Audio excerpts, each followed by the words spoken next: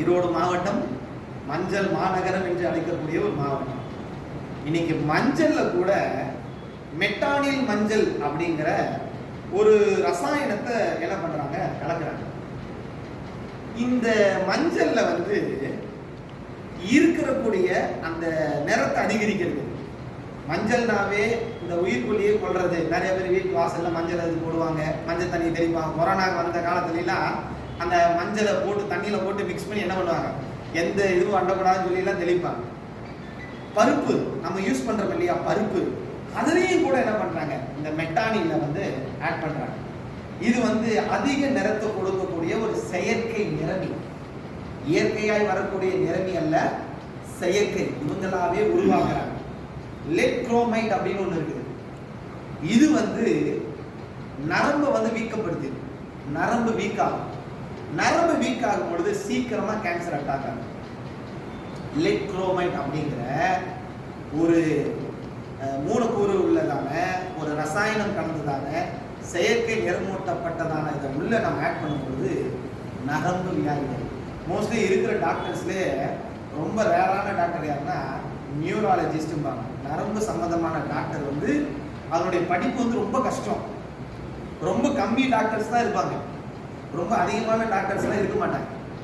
ஏன் நமக்கு நரம்புல வந்து இந்த பிரச்சனை ஏற்படுது அப்படின்னா, அந்த ரெட் குரோமைட் அப்படிங்கிற இந்த வேதியியல் காரியத்தை நம்ம யூஸ் பண்ணும்போது வருது. சரிங்களா? நிறைய நாட்டில் இதை பேன் பண்ணியிருக்காங்க. இந்த ரெட் குரோமைட்டை யூஸ் பண்ணுங்கிறதான இந்த மசாலா இது, இந்த மஞ்சள், இந்த பருப்புல கலந்துருக்குதுன்னு அவன் கண்டுபிடிச்சிட்டாங்கனாலே ஆட்டோமேட்டிக்காக என்ன பண்ணுறான், பேன் பண்ணுறான். நம்ம யூஸ் பண்ணுற மிளகு பொடியாக இருக்கட்டும், அதே போல் ரசப்பொடியாக இருக்கட்டும், இன்னைக்கு எல்லா பொடிகளிலுமே மோஸ்ட்லி வந்து என்ன பண்ணுறாங்க, கலப்படத்தை கலக்கிறாங்க. நமக்கு அது தெரியுது. அதை பற்றினதான சரியான விழிப்புணர்வும் இந்த அரசாங்கம் நமக்கு கொடுக்கறது இல்லை.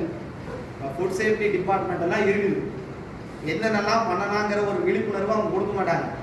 அவங்களுக்கு ஏதாவது ஒரு புகார் வந்தால் மட்டும் என்ன பண்ணுவாங்க, போய் ஆய்வு செய்துட்டு வந்துட்டு வழக்கம் போல ஒரு லெட்டர் எழுதி கொடுத்துருவாங்க, அவ்வளோதான். மக்களுக்கான விழிப்புணர்வு இன்னைக்கு கிடையாது.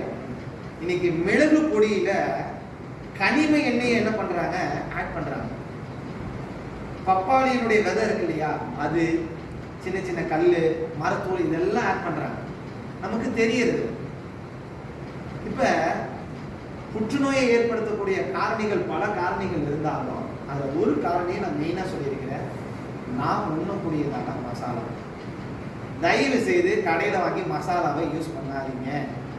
அவன் சம்பாதிக்கிறதுக்காக ஆஃபர்ல போடுறேன், அதை போடுறேன், இதை போடுறேன்னு சொல்லிட்டு தயவு செய்து நீங்க என்ன பண்ணாதீங்க, வாங்காதீங்க. கூடுமான அளவுக்கு நீங்களே தயாரித்து சாப்பிடுங்க, அதுதான் உங்களுக்கு நல்லது. அவசரத்துக்கு அவன் விற்கிறான் இவன் விற்கிறான்னு வாங்கி சம்பாதிக்கிற காசெல்லாம் கொண்டு போய் ஹாஸ்பிட்டலுக்கு கொடுத்துட்டு இன்னைக்கு நம்ம போண்டியா உட்காந்துருக்கிறோம். இந்த ரசாயனம் கலந்த மசாலா விற்கிறவன் கோடீஸ்வரனா இருக்கான். அவன் அப்பப்போ போய் 5 லட்சம் 10 லட்சம் 1 கோடி 2 கோடி கொண்டு போய் என்ன பண்ணிடுறான், அரசாங்கத்துக்கு கொண்டு போய் கொடுத்துறான். கொடுத்துட்டு ஐயா அப்படின்னு கொடுத்துட்டு வந்துடுறான். இந்த அரசாங்கம் என்ன பண்ணிருக்கு, வாங்கிறாங்க. மோஸ்ட்லி மசாலாவை என்ன பண்ணாதீங்க, யூஸ் பண்ணாதீங்க. இப்ப எச்சரிக்கையா இருக்கிறதுக்கான வழிமுறைகள் இதுதான், நான் சொன்னதுதான். நம்மளே தயாரித்து சாப்பிடுறது தான் நல்லது. கடையில் விற்கிற வாங்குற பொருளை யூஸ் பண்ணாதீங்க. அதே போல இந்த புற்றுநோய் ஏற்படுத்தக்கூடிய காரணிகளில் நிறைய இருக்குது. நீர் மாசுபடுறது நம்ம எல்லாருக்கும் தெரியும். இன்னைக்கு அசால்ட்டாக இன்னைக்கு வந்து பல நிறுவனங்கள் 0 டிகிரி டிஸ்சார்ஜை யூஸ் பண்ணாமையே ஆட்டோமேட்டிக்காகவே அவங்க என்ன பண்ணிடுறாங்க, கழிவு நீர்களை வெளியேற்றிடுறாங்க. ஆட்டோமேட்டிக்காக கழிவு நீரை வெளியேற்றிடுறாங்க. அதிகாரிங்க ஆய்வுக்கு போனாலும் அவங்க சொல்ற ஒரு ஸ்டேட்மெண்ட் என்னன்னா, நாங்கள் ஆய்வுக்கு போகும் பொழுது எந்த விதமான கழிவுகளும் வெளியேற்றப்படுவதை நாங்கள் என்ன பண்ணல, கண்டுபிடிக்கல. இவங்க ஒன்று சொல்லிடுறாங்க, லெட்டர் எழுதிடுறாங்க. நீ ஆய்வுக்கு போகும்போது அந்த நேரத்தில் உண்மையாக பண்ணாமல் விட்டுட்டா ஓகே. அடுத்த வாரத்தை என்ன பண்றாங்க, நாங்கள் பறக்கும் படையை வைத்து கண்காணித்து கொண்டிருக்கிறோம். தகவல் தெரிந்தால் உடனடியாக நாங்கள் என்ன பண்ணிடுவோம், மாவட்ட ஆட்சியருடைய துணையோடு நாங்கள் என்ன பண்ணிடுவோம், மின்சாரத்தை துண்டிச்சுக்கோம். சரி, மின்சாரத்தை துண்டிக்கிறீங்க, ஒரு 15 நாள் 1 மாதம் வரைக்கும் அவன் ஓட்டல, மறுபடியும் அவனுக்கு நீங்கள் என்ன தான் கொடுக்குறீங்க, மறுபடியும் நீ அந்த கம்பெனியை நடத்துப்பான்னு சொல்லி நீ என்ன தான் கொடுக்க போற, பர்மிஷன் கொடுக்க தான் போற. தலைவர் மறுபடியும் என்ன தான் பண்ண போறாரு, தண்ணி வெளியேற்ற தான் போறாங்க. அப்ப இந்த ரசாயனம் கலந்த குடிநீர் சமீபத்தில் எல்லாருக்குமே தெரியும், போர் போட்டா தண்ணி வந்து சோப்பு கலர்ல வருது, பச்சை கலர்ல வருது, மஞ்சள் கலர்ல வருது. போர் போட்டா இந்த நாடு, இந்த மண்ணெல்லாம் எப்படிப்பட்ட ஒரு புண்ணிய பூமியா இருந்துச்சு. இந்த புண்ணிய பூமியை இவனுங்கெல்லாம் பிழைக்கணுங்கிறதுக்கோசரம், மக்களை சாவடிக்கணுங்கிறதுக்கோசரம் இவனுங்க அதை கெடுத்துட்டாங்க. இவங்க அப்படிதான் பண்றாங்க. நான் அடிக்கடி பல இதை கண்டிச்சு எங்க தமிழக மக்கள் நல கட்சி சார்பாக பல ஆர்ப்பாட்டம் பண்ணிட்டோம்.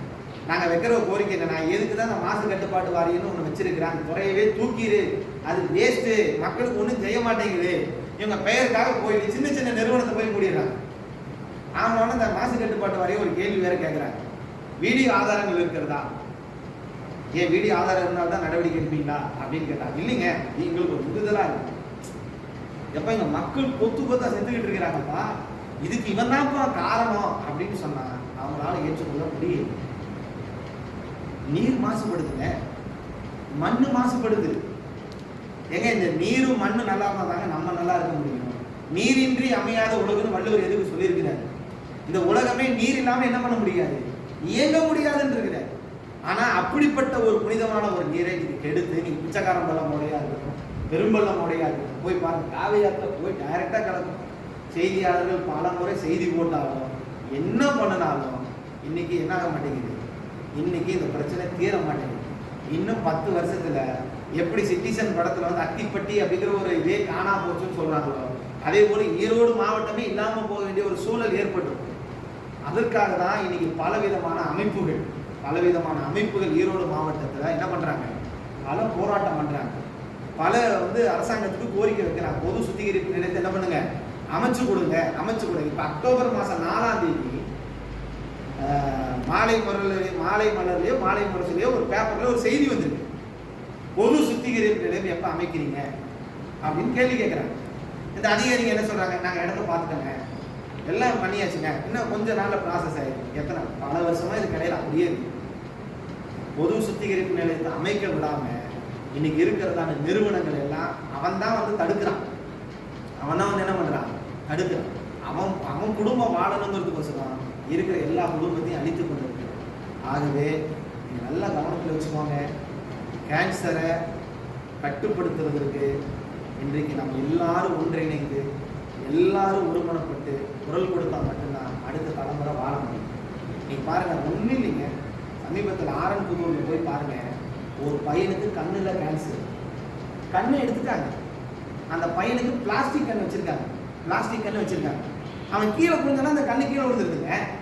நீங்க யோசிச்சு பாருங்க, அந்த பையனுக்கு எத்தனை வயசுங்கிறீங்க, 7 வயசு. 7 வயசுல இருக்கிற ஒரு பையனுக்கு கண்ணுல கேன்சர்.